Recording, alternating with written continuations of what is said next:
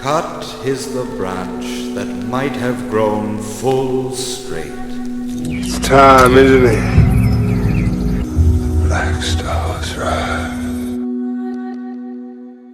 We're going to devote our energies to sports and gardening, all the cultural pursuits as far as they're concerned. In fact, we're going to put the goons to sleep.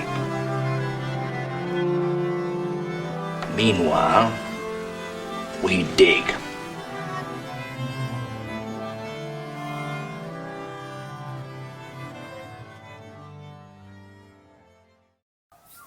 Greetings, this is Byrne, the Anadromist, coming to you with just a really short video. I wanted to explain a little bit about the parable of the walls. But before I do, I want to mention a few things about my crazy Herculean task trying to get all of my library and everything I own from Alaska. I think I've clocked it in somewhere around 9,000 to 10,000 miles. I don't know how many kilometers that is. Quite a few. All the way to Tbilisi, Georgia. That's what's outside my window here as the sun has gone down. And, you know, in little over a week, we got to over $5,000. I think it's $5,547 as I talk to you right now. And that is great. I am honored that I have people who believe in me enough, friends from different parts of my past. Many of you people on YouTube have given the lion's share, and I am so grateful for that. So I just wanted to thank you and say, let's keep going. Hey, I've got 1,000 viewers, and on this channel, there's more money out there. I know there is. And if some of that money is coming from you, hey, someone gave $5. That's great. Someone else gave $500. That's great. Anything in between is great. Anything more is great. Hell, right now, there's this pesky 7 number that just stands there, and I want someone to do something with a 3 to round it out. You could just put in the 3. I don't care. But, you know, this really is a once-in-a-lifetime endeavor for me. And it is really, you know, like I say, the real difficulty is going to begin once I get the money. Interestingly enough, now, if you've watched my other videos, then you'll know what I'm trying to do. Interestingly, when it comes to these kind of videos, I get about 200 views, as opposed to the 1,000 plus views I get on something like How We Got Here, number 11. Or, interestingly, the Rookmacher video is up to 1,400 videos, which puts it in, you know, number 3 with a bullet, which I find great for a 45-year-old video. So I've got more of Rookmachers. By the way, have you seen the second one on scholarship? Sounds like a boring title. It's Reality Part 2. Go watch it. You really need to. Not as many people have found that yet. I purposely left the boring title about scholarship just to weed out the people who want something, you know, fancy and sexy when they watch things. But, you know, part of me wants to worry, what if I don't get to 10,000? Well, you know, I'll tell you what we've got so far. What it actually will do. What it will actually do is, right now, I told you, I just can't get my stuff all the way from Alaska to here. I have to have a here to bring it to. Well, what we've got so far is enough money for me to put a down payment on a here for me to bring it to. Perfect. If I get no more money, I will. But if I got no more, I would be fine. It would take me about probably 4 years to get the rest of the stuff here, but at least I've got a here to bring it to. So, and I'm not throwing my money away on rent anymore, and that's good.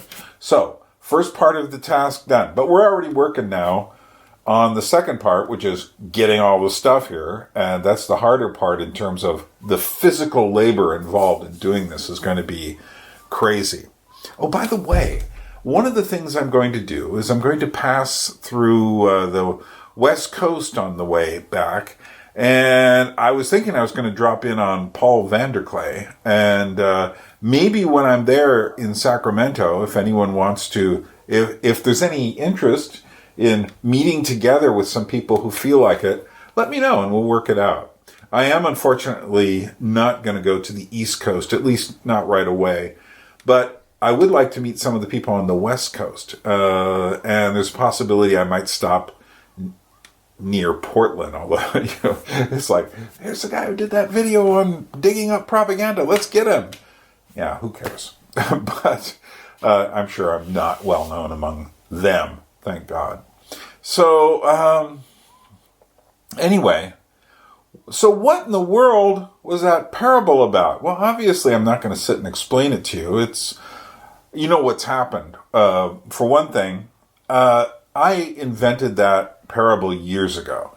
I invented it just as something I would tell, sometimes as an illustration about how, I think in fact one of my time series I mentioned this, but it's how I always have heard people, and this is a very post-60s things, people talking about that they had this relationship with this person and then it fell apart, and then they'll say something like, yeah, but I'm growing from the experience.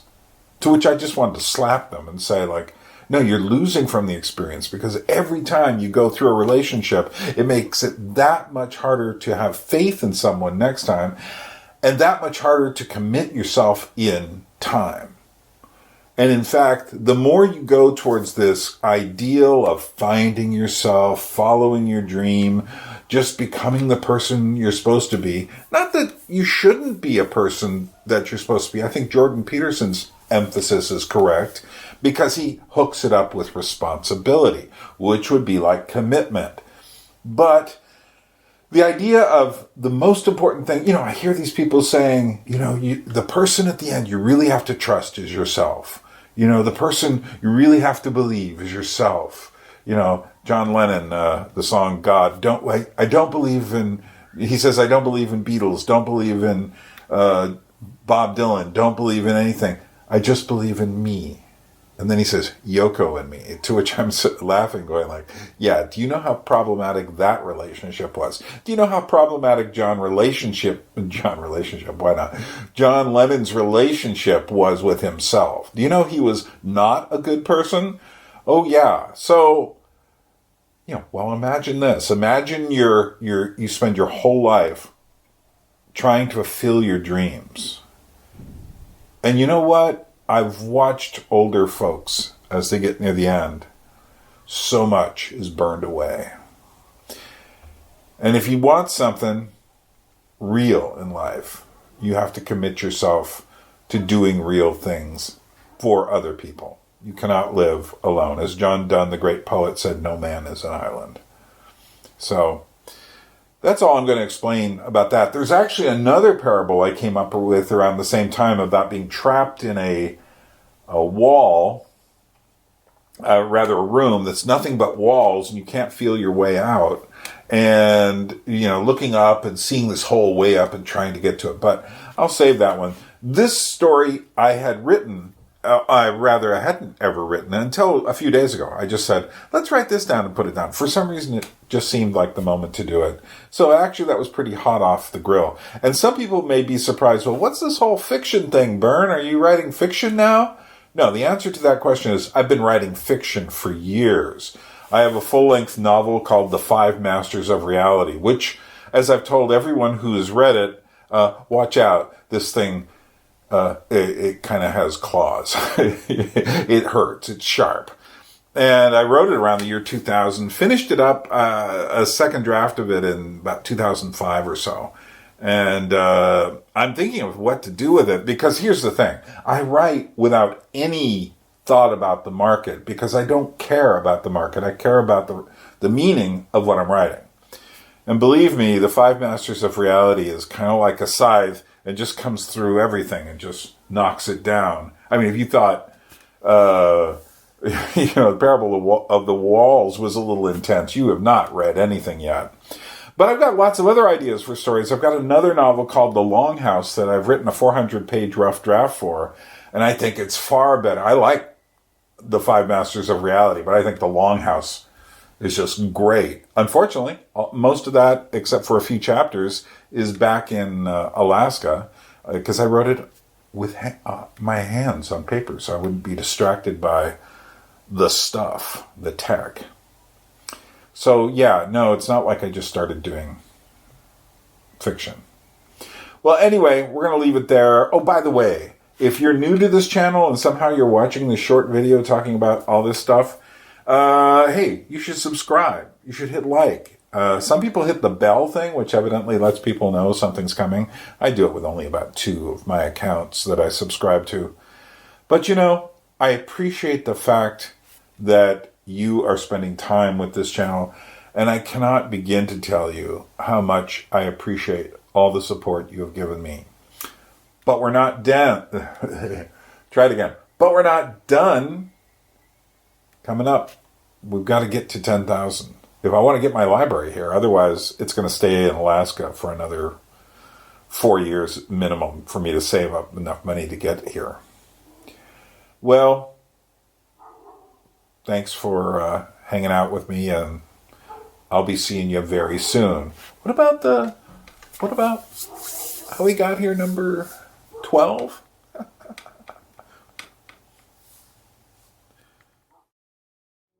A people without history is not redeemed from time. For history is a pattern of timeless moments.